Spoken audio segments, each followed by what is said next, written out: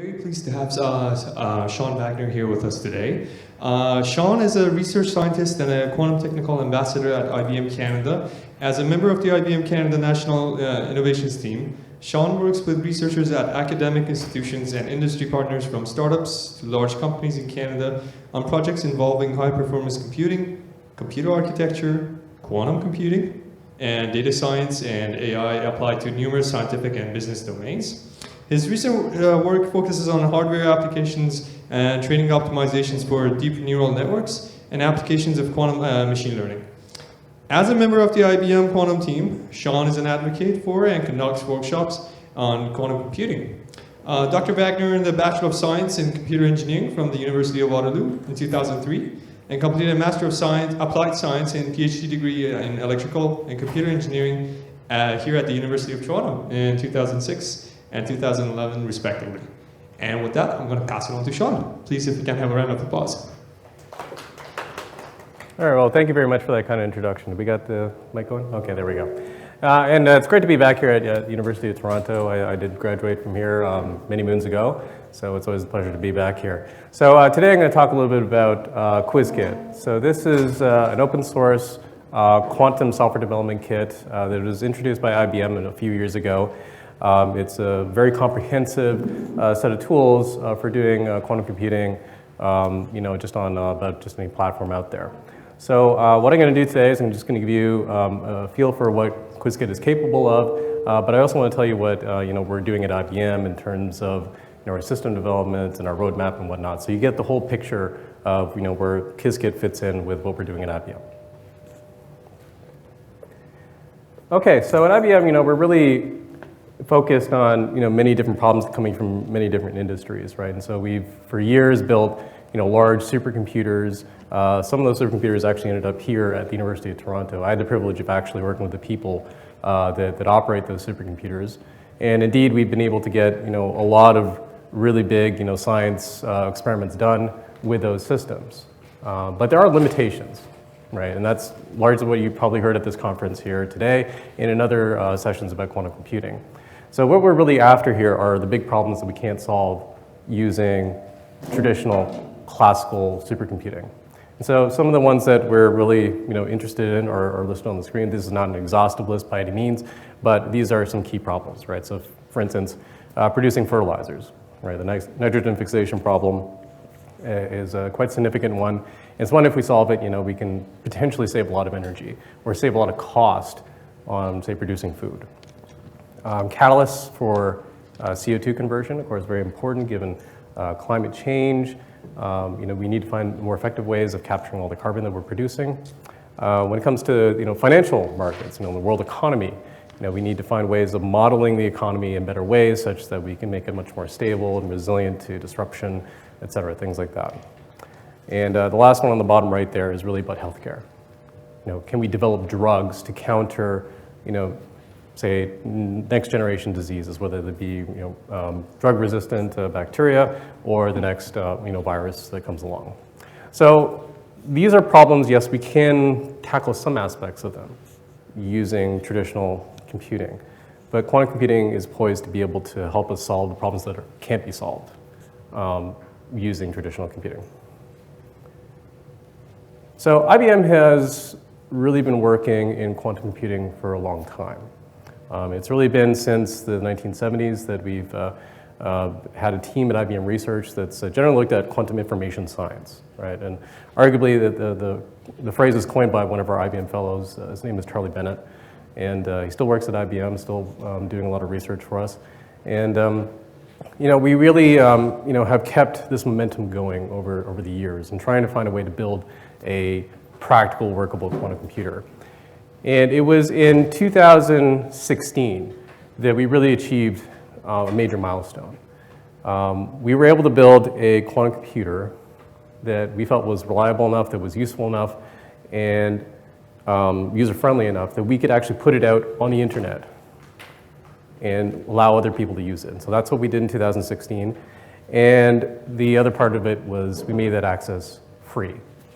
Free for anybody around the world to access a real quantum computer in the cloud to start learning, to start experimenting, to start doing research. And these, of course, are all important things. I mean, if we want to be able to engage with quantum computers and solve these really big problems, we need people to start like right now, or back in 2016, to learn about these systems and how to program them and how to solve these big problems. So we've actually had a very good response to this program that we put together. Since 2016, we've had over 400,000 registered users of our open access systems. They have collectively executed over 2 trillion circuits on our fleet of quantum systems. We have presently about somewhere around 25 systems that are available in the cloud.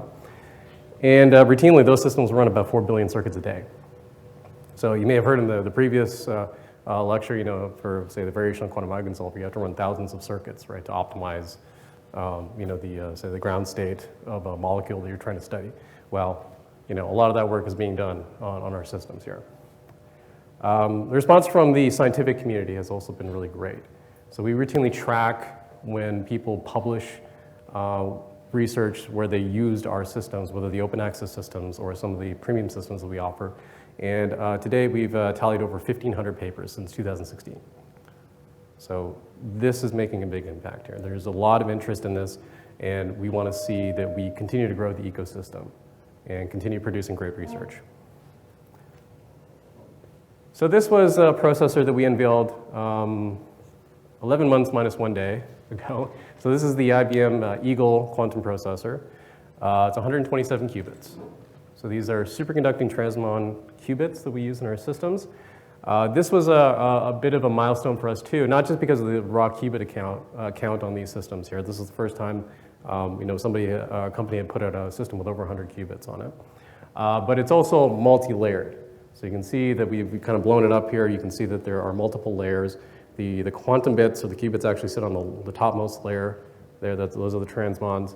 And then below that are metal wiring layers, so we can have signals going between the qubits and also signals coming out of the chip, so that we can drive, say, readout signals or gate signals to manipulate the qubit states. So this is quite a milestone for us. And so we plan on continuing these milestones as we go forth. So this is our most recent development roadmap from IBM. And you can see here that we are pretty aggressive about increasing the qubit counts on our systems. So that's what's listed on the bottom there. You see the dark blue squares there for every year. So if we started in 2021 last year, that's when we introduced the Eagle processor that I showed you on the previous slide. And in 2022, we are poised to introduce a processor that we call Osprey. So the Osprey's processor will have over 400 qubits on it. So we're actually more than doubling what we were able to introduce last year. And so that will be a combination of a lot of different enhancements in technology that we've created at the hardware layer. So looking forward, 2023, so next year. When we originally released our roadmap, I think in 2021, we showed that we would get to 1,000 qubits by 2023. And so we're still committed to doing that. And that's our Condor processor. So you can see it listed up there. And that will, of course, be another major milestone. What we've embarked upon, though, and what we've added to this year's roadmap are the processors you see in the 2023 and up time frame. So below Condor, you see there is a processor called Heron. Heron is going to be a multi-chip quantum processor platform.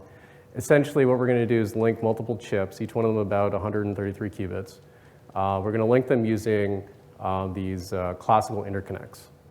So what it'll allow you to do is to take a circuit, split it amongst multiple chips there, and have each one of the circuits communicating with each other communicating classical information between each other. So they can, you essentially take measurements on one chip and then you pass it on to the next chip, and that drives the circuit on the other chip. So essentially, we're making a larger processor using this. 2024, we're going to introduce 2 additional processors here. So the first one will be the Flamingo processor.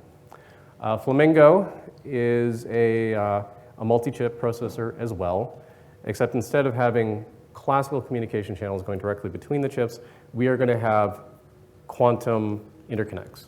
So this will allow quantum information to be transferred between the different chips and drive the different qubits on them. Now, on the Flamingo processor, these will be long-range quantum interconnects. So we've come up with some cabling technology. We'll be able to take multiple processor chips and put them in the same cryostat, so the dilution refrigerator, and link them so that they can communicate quantum information between each other. Also in 2024, we're going to introduce another system called the Crossbill. The Crossbill processor, again, multi-chips. Instead, here we're going to have short-range quantum interconnects. And so the idea is the chips will be essentially packaged together, and they'll have little, shorter interconnects going between each other. And so this will effectively create a much larger processor. In this case, 408 qubits is what we're targeting. So the culmination of all these technologies, so what we're putting in here in Flamingo and Crossbill, we're going to eventually in 2025 put that into our Kookaburra processor. So the Kookaburra processor will have the short-range quantum interconnects, the long-range quantum interconnects, and the classical interconnects going between the chips. So that will give us a system of approximately over 4,000 qubits. So this will be another major milestone for us. Looking to the future, we're looking to scale our systems up to tens of thousands, if not hundreds of thousands of qubits. And so that's what's going to be happening in that time frame. All right. So it's not just about the hardware, though. And certainly we have to be able to build a software stack on top of this in order to make it useful to developers of all different types and different stripes. So what we developed here is a multi-level kind of stack here. You see we have kernel developers, algorithm developers, and model developers, each one of those lines there. So kernel developers are really at the base layer there, so they're kind of interfacing with the hardware at its lowest levels. We're building software such as the Qiskit runtime, which is our near-time classical communication based system there for accelerating things like variational quantum algorithms. So we built that already in 2021. And do we have audio? Yeah. Okay, we just have audio. Okay, and then in 2022 and beyond, we'll be introducing things like dynamic circuits and threaded primitives, error suppression, and then eventually error correction. So that's what we're doing kind of at this low level. Now, in that mid-tier there, the algorithm developers, what we're trying to do here is create libraries of reusable functions, right? So implemented quantum or quantum classical hybrid algorithms that developers can just leverage and use for whatever kind of, say, model or application they're actually developing. So we've developed a comprehensive set of application modules, and I'll talk about this when I get to Qiskit. And we're going to continue building upon this as we go forward. At the top layer there we have what we call the model developers. And so these are our developers that just really want to leverage these pre-built libraries and build either models. It could be models for like optimization problems, it could be models for chemistry problems, or say machine learning problems. And really they want to leverage a familiar interface, right? So if you're in machine learning, you probably know things like scikit-learn or PyTorch, right? So you want an interface. Those developers really want that kind of similar interface that they've gotten before.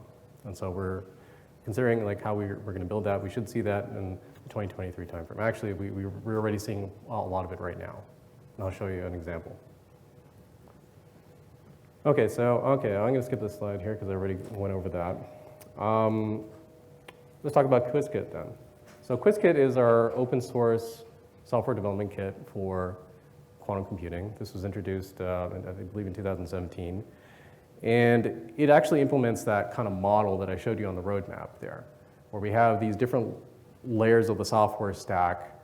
As we go up, we're abstracting the hardware away from the developer, right? So we want to make it essentially frictionless for developers that are just building apps or building models to be able to leverage quantum system. They don't necessarily have to know how to, construct a circuit, right? They just know that they want an algorithm that, say, trains a neural network or something like that. So that's what we're really building here. But Qiskit actually addresses all the layers here. So the core capability is actually built into a module called Terra, So that's kind of in the middle there. This is where you define circuits.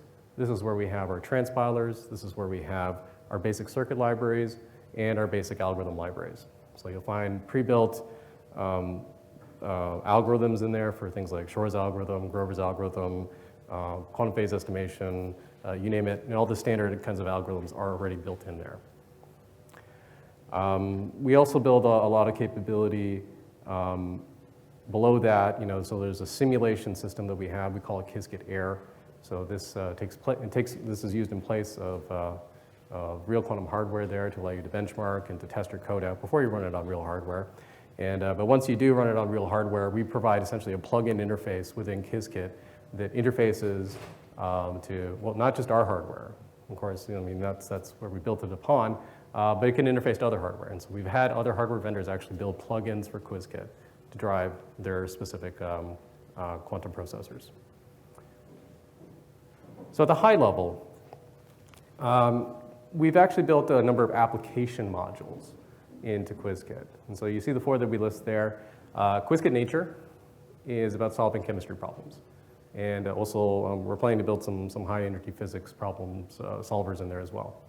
So you're going to see that you'll see interfaces to, say, common chemistry packages there. So for instance, we interface with, what's it called? Some of the major Python-based chemistry packages out there. So it makes it really easy to leverage both classical algorithms for solving chemistry problems, but also then to transition them into quantum solutions as well. Qiskit Optimization. So one of the other major strengths of a quantum computer is being able to solve certain types of optimization problems. So we built an application module around this. I'll show you more detail on that in a minute. Machine learning. We have a module for that as well. So again, I mentioned things like PyTorch and scikit-learn. We built interfaces that look similar to that, except that you run the code eventually will run on a quantum computer. And we've also built a package specifically for the finance industry. So the finance industry is very interested in what we can do with quantum computers. So we've actually built a module specific for that industry. It tends to leverage actually all the other application module, well, except for the nature module. It tends to use the optimization module and the machine learning module to address certain problems in finance. So it makes it really easy to solve those types of problems. Okay, so here's a look at one of those modules, and so that's Qiskit Machine Learning. And what we built into Qiskit Machine Learning is we've essentially built on a lot of the research that's happened over the last number of years in, say, kernel methods for, say, doing support vector machines. And we've also built in a lot of functionality for doing quantum neural networks. So you'll see there's some convenience classes that allow you to build these things. Like, for instance, we have a convenience class there for doing a variational quantum classifier, or VQC. So you just leverage this, and essentially it constructs the circuits for you. And all you really have to do is give it your data, and you just have to give it over to the training algorithm, and off it goes. There's also classes there for doing quantum GANs, so generative adversarial networks. And so that's kind of at the high level. But underneath that, underpinning all that are some lower level kind of neural network functionality for essentially you can construct the circuits that are kind of all behind that and construct, say, custom neural network types. We also connectors to PyTorch, so that's the top layer that you see at the pink layer at the very top there. And of course, all this leverages all the stuff in Qiskit Terra in order to run. So as promised, here's a closer look at the optimization package from Qiskit. So here we have essentially a package for solving certain classes of problems known as quadratic programs. And so these show up in a lot of different optimization problems, whether they be in business or finance and things like that. Operations research tends to focus a lot on these types of problems. And so what we've done here is built some libraries here to make it easy to be able to essentially define your optimization model and then submit it to the quantum computer to get solved. So yeah, we built in the basic functionality there. That's kind of like the pink area in the middle there. You can construct a quadratic program. Below that, we have a number of solvers that we can run on the quantum computer. So for instance, things like QAOA or the VQE algorithm are all present there. Above that, we also have defined a library of common optimization problems that are encountered routinely in computer science. Things like max cut, the traveling salesman problem, the knapsack problem, things like this. So these really convenient interfaces to allow you just to instantiate a model for that problem. And all then you have to do is just give it your data. Right? Tell it, like, say, the weight parameters of, say, your, traveling salesman problem. We've also built interfaces to some of the popular operations research programming languages there. So for instance, DOCplex is an open source version of the IBM Cplex package for doing linear programming. And there's also a GarabiPi, so that's another open source interface to a commercial product there. Okay. So now that I've given you an overview of what Qiskit is all about there, where to start? Well, we provide a lot of learning resources as part of our community effort to help educate and stimulate the ecosystem in quantum computing. So for instance, we have a free online textbook. So this is the Qiskit textbook. If you've used it, great. If you haven't used it, I suggest you check it out. It does go through all the basics of quantum computing, but there are also many advanced topics in there. It takes a bit of a different angle on teaching quantum computing. It really takes a code-first kind of angle on it. So you'll see the concepts described.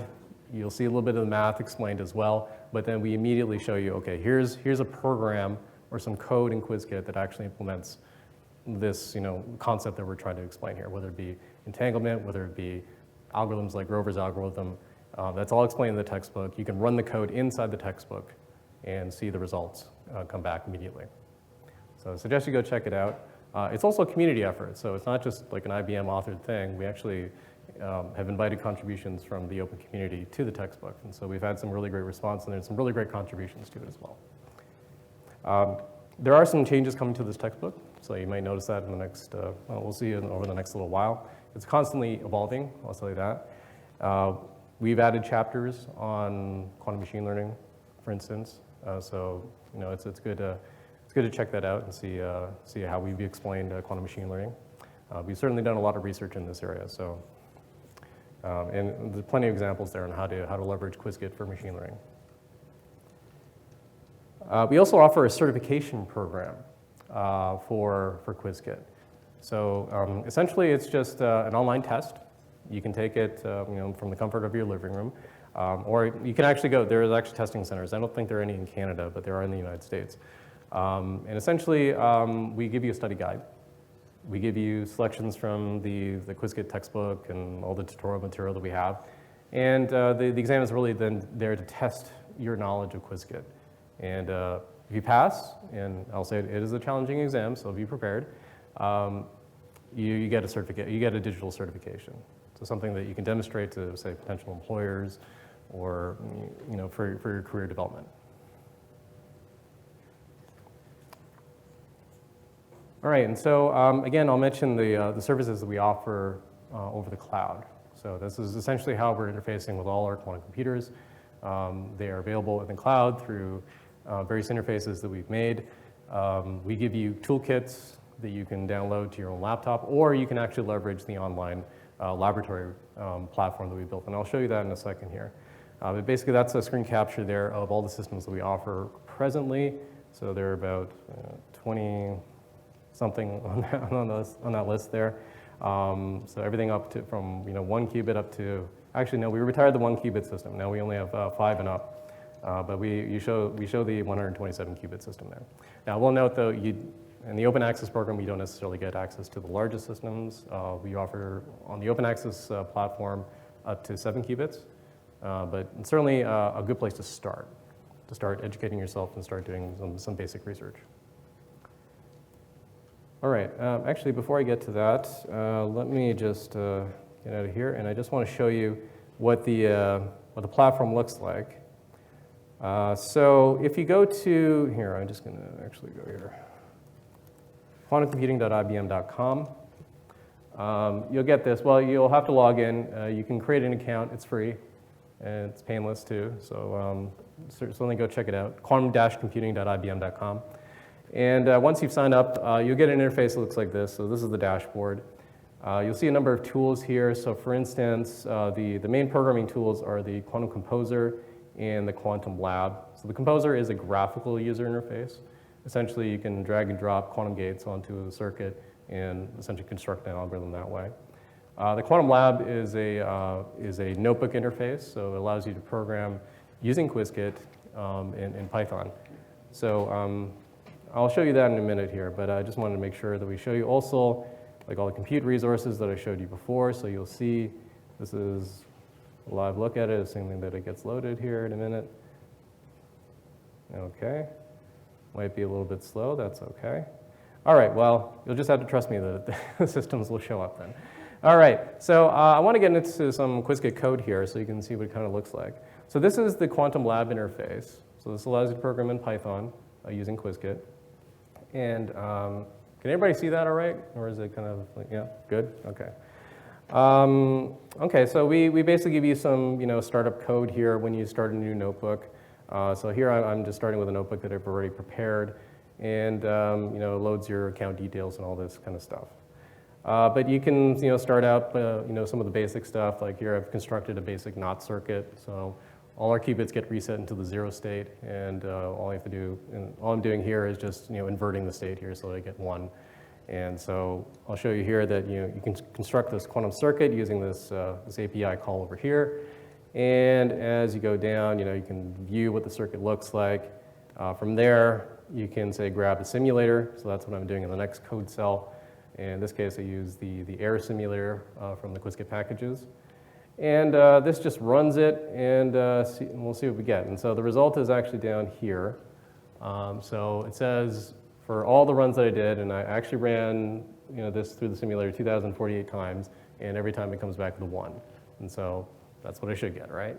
So that apparently worked. Okay, so you can do visualizations too. So here's a simple histogram of it. I apologize, the axes, the labels on the axes there don't show up, but basically what that's telling me there is that I'm getting the 0. Actually, you know what? Let me see. Maybe I put this into light mode. There you go. Another convenience feature in the Quantum Lab platform. You can choose what the interface kind of looks like.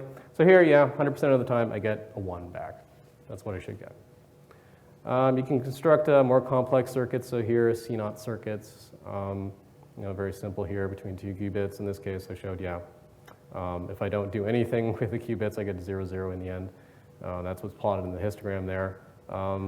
We offer all this code, by the way, in all our tutorials and also in the in the Qiskit textbook. So you can just drag and drop these things. Or there was at one point a button in the textbook also that allowed you to either copy it or it would take you into the lab and bring all the code along with it. And so you could actually execute it directly in the lab. Let's see, so let's get to something more interesting. So superposition, yeah, it shows some superposition here. Simply applying the Hadamard gate there.